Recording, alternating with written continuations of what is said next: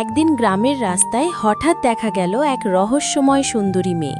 তার পরনে ছিল কমলা রঙের শাড়ি।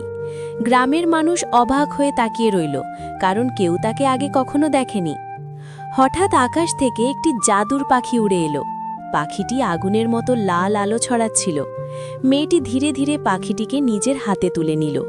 মেয়েটি হাত তুলতেই চারদিকে জাদুর আলো ছড়িয়ে পড়ল। হঠাৎ তার সামনে একটি বিশাল সুন্দর প্রাসাদ তৈরি হয়ে গেল।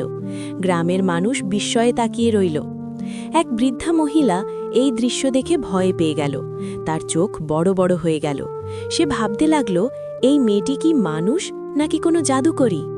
কিছুক্ষণ পরে মেয়েটি সেই জাদুর পাখির সাথে আকাশে উড়ে গেল।